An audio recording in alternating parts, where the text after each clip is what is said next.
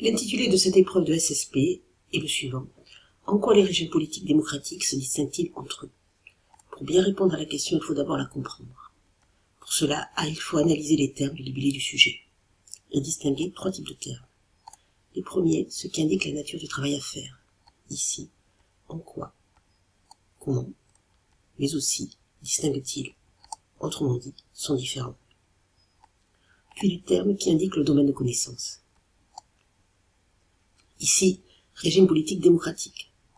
Autrement dit, les régimes qui assurent la démocratie, que l'on peut définir, d'après la formule d'Abraham Lincoln, comme le gouvernement du peuple, par le peuple et pour le peuple.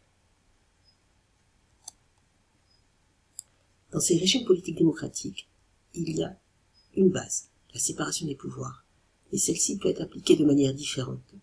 On distingue alors le régime présidentiel et le régime parlementaire. Ces deux régimes sont des idéotypes. D'après la formule de Max Weber, ce sont des analyses théoriques qui ont pour but d'expliquer la réalité, mais qui, en sélectionnant certains éléments importants, vont s'éloigner de la réalité.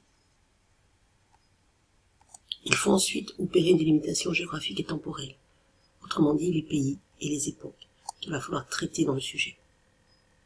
Ici, il n'y a pas de bornage explicite, mais un bornage implicite, les régimes démocratiques. On va donc prendre comme exemple toutes les époques où on va trouver des régimes démocratiques. On peut alors reformuler le sujet. Quelles sont les différences institutionnelles entre les différents régimes politiques démocratiques? C'est-à-dire entre un régime présidentiel et un régime parlementaire. On peut élaborer une problématique. Quelles institutions sont nécessaires pour favoriser un régime démocratique? Ou bien, par quelle composante institutionnelle peut-on assurer une séparation des pouvoirs? On peut alors mettre en place une première ébauche d'organisation des idées. Comme la durée de l'épreuve est courte, on peut prendre chaque caractéristique institutionnelle et ensuite montrer les différences entre le régime parlementaire et le régime présidentiel, puisqu'on a peu de temps pour organiser ces idées. On peut maintenant analyser le document. Première information, les trois fonctions que l'on peut trouver dans un régime politique. Le pouvoir législatif, la rédaction et l'adoption des lois, le pouvoir exécutif qui met en œuvre les lois, et enfin le pouvoir judiciaire qui contrôle l'application de la loi et qui sanctionne son non-respect. Or, pour qu'il y ait démocratie, ces trois pouvoirs doivent être séparés. C'est l'analyse de Montesquieu. Pour qu'on ne puisse pas abuser du pouvoir, il faut que par la disposition des choses, le pouvoir arrête le pouvoir. Ensuite, tous les pays n'adoptent pas les mêmes règles de séparation des pouvoirs. Elle peut être plus ou moins stricte. Ainsi, la Constitution américaine organise une séparation stricte entre les trois pouvoirs. On peut maintenant répondre à la question. Commencer par mettre en évidence l'exigence de séparation des pouvoirs dans un régime démocratique pour développer l'idée que des composantes institutionnelles différentes peuvent exister entre le régime parlementaire et le régime présidentiel. Première idée, mettre en avant l'idée que les régimes démocratiques nécessitent obligatoirement la séparation des pouvoirs. On va alors distinguer les trois pouvoirs. Le pouvoir législatif, qui a pour objectif la rédaction et l'adoption des lois. Le pouvoir exécutif, qui va mettre en œuvre ces lois.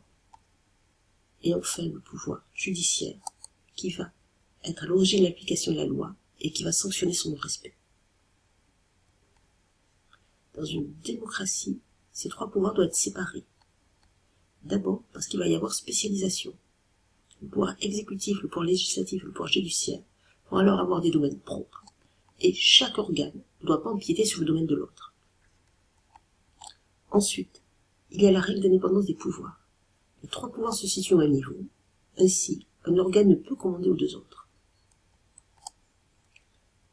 En revanche, chaque pouvoir peut détenir des moyens de contrôle sur les autres. Cependant, cette séparation des pouvoirs va être obtenue de manière différente par les régimes politiques. On distingue alors le régime parlementaire et le régime présidentiel. Première différence, la séparation des pouvoirs. Elle est souple dans le régime parlementaire, stricte dans le régime présidentiel.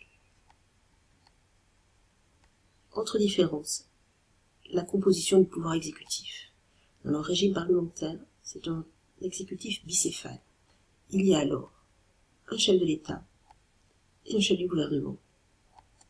En revanche, dans le régime présidentiel, l'exécutif est monocéphale. Le président est à la fois chef de l'État et chef du gouvernement. Les pouvoirs de l'exécutif sont aussi différents.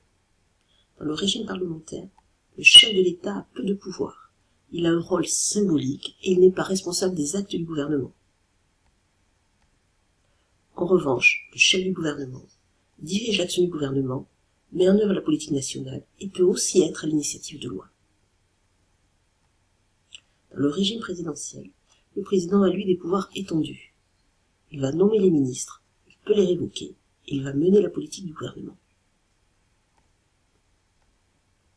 Des différences existent aussi dans la composition du pouvoir législatif. Dans le régime parlementaire, il y a un bicamérisme, autrement dit, il y a deux chambres. La chambre basse, qui est élue au suffrage universel direct, et la chambre haute, qui est élue au suffrage universel indirect ou nommé. Dans le régime présidentiel, il peut y avoir une ou deux chambres. Autre différence, qui va proposer les lois? Dans le régime parlementaire, c'est le Parlement, mais le chef du gouvernement peut aussi être à l'initiative de lois. En revanche, dans le régime présidentiel, la Chambre a le monopole de l'élaboration des lois.